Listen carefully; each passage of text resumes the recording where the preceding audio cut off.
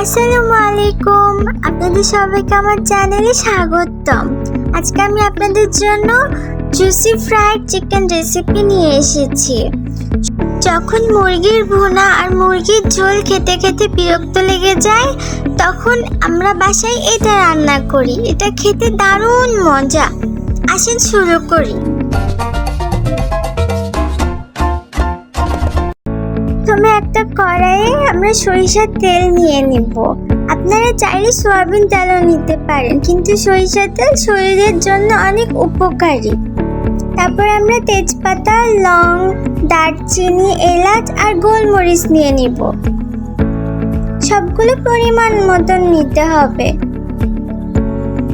তারপরে কিছু পরিমাণ আমরা পেঁয়াজ কুচি দিয়ে দিব।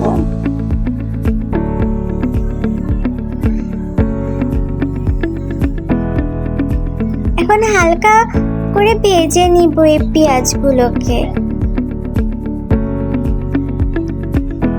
হালকা বাদামি রং যখন চলে আসবে, তখন রসুন বাটা দিব। এরপরে দেখেন আদা বাটা দিলাম আমরা। এটা দিলাম জিরা গুঁড়া।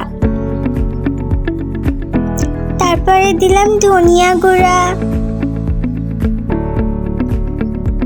তারপর স্বাদ মতন লবণ দিয়ে দিব, হলুদের গুঁড়া, মরিচের গুঁড়া। এরপর হালকা পানি দিয়ে সুন্দর করে মশলাগুলোকে কষিয়ে নিতে হবে।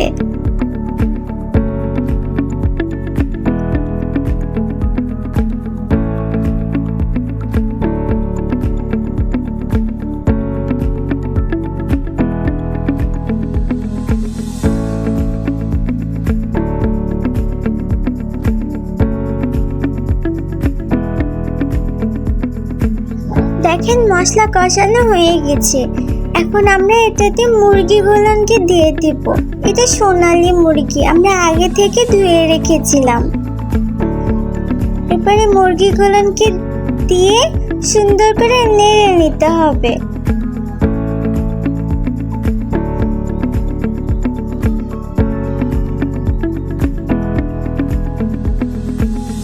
মুরগিগুলোকে ভালো করে সিদ্ধ করে নিতে হবে।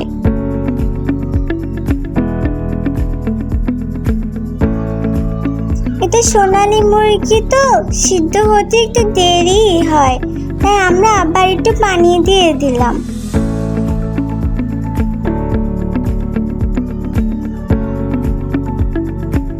দেখেন ঢেকে ঢেকে কি সুন্দর করে রান্না করে নিচ্ছি আমরা। এরপরে রসুন দিয়ে দিলাম 3টা। মাংসে এভাবে রসুন খেতে আমার খুব মজা লাগে। দেখেন কি সুন্দর গ্রেভি গ্রেভি ঝোল হয়ে আছে, দারুণ মজা লাগছে দেখতে। আমার তো এখনই খেতে ইচ্ছা করছে আবার।